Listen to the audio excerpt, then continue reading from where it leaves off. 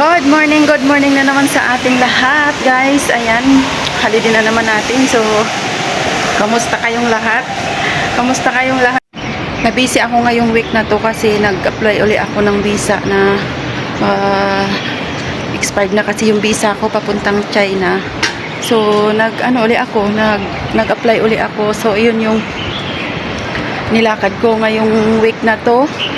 Bali, 3 times akong bumalik-balik doon sa embassy ng China kasi mayroong problema. Hindi ko kasi alam na may iba na pala ngayon ang patakaran. Dati kasi nung nandun pa ako sa dati kong amo ay hindi naman ako nagre-report pag nagaling na kami sa China ng mga amo ko. Pero ngayon mayroon na pala silang bagong patakaran na kailangan mag-report pagaling doon. Pag bago ka pa sa amo mo, ako kasi bago pa lang dito sa amo ko. So kailangan ko pala mag-report bago ako mag-apply ng panibagong visa. So ayun, tinawagan ng embassy ang aking amo kasi ang binigay na number doon kay amo.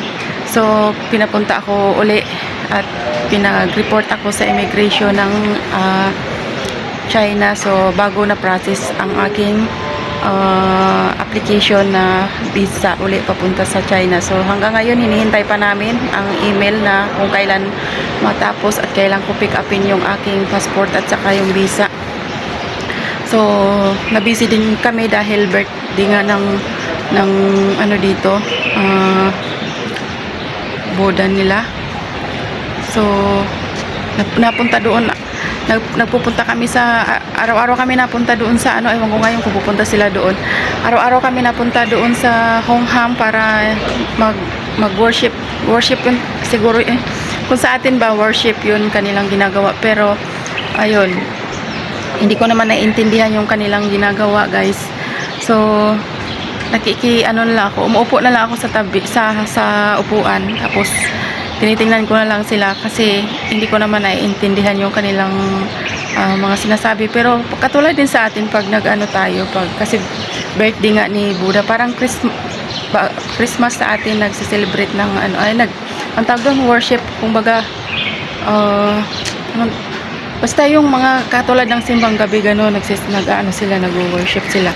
Tapos yung amo ko siguro sa yung alaga ko pala siguro sa sobrang emotion na kasi may high blood siya kahapon, siya talaga nagulat. Ako talaga paglingon ko ay may mga medic na nandyan sa likuran at mayroon ikakarga na siya sa bed. Nung paglingon ko, nakatayo pa lang yung amo ko at saka yung alaga ko at pinupunasan ng mga mga guard ang aking amo ang aking alaga ng parang alcohol siya na nilagay sa bulak, tapos yun yung pinupunas.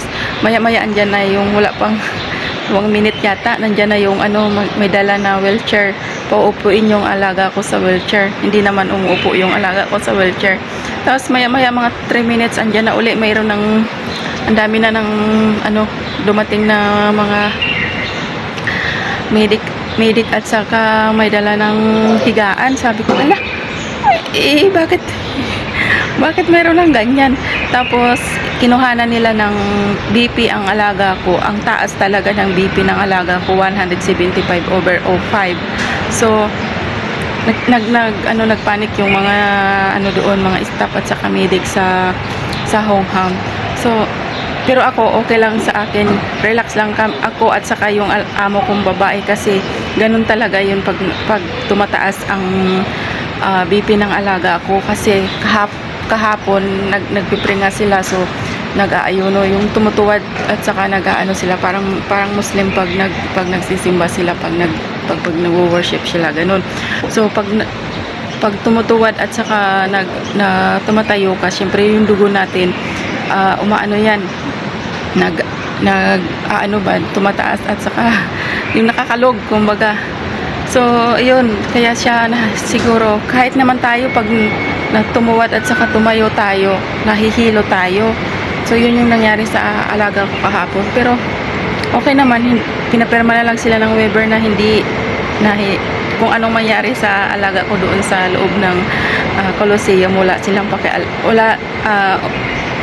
na ano, basta pinapirma sila ng waiver na wala silang pananagutan kay alaga ko. Kasi ayaw magpadala talaga ng alaga ko sa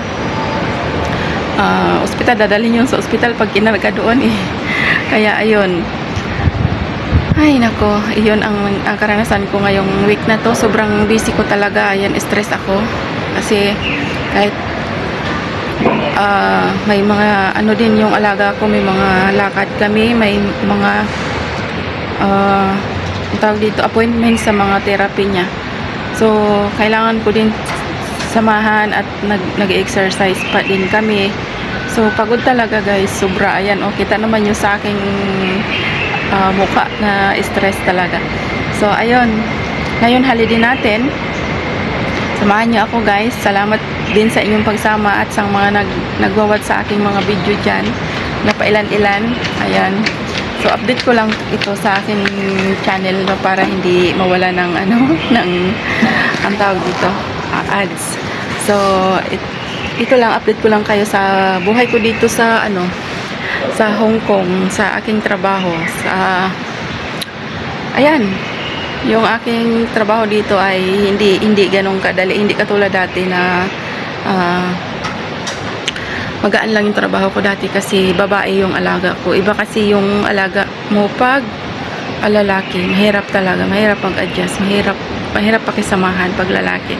So ayan guys, marami na naman akong naikwento sa inyo. Salamat sa inyong pagsama sa akin sa umagang ito at sa araw na ito. Kita-kita ulit tayo sa next holiday ko. Sana makapag-holiday pa ako next week. Sana hindi pa dumating yung aking visa para hindi kami makapunta sa China. Kasi pag nandoon kami, wala talaga akong internet. Hindi ko lang alam kung magkakaroon ako ng internet pag nag-download ako ng VPN. So, ayan. Thank you so much guys sa inyong pagsama. God bless you all. See you next video.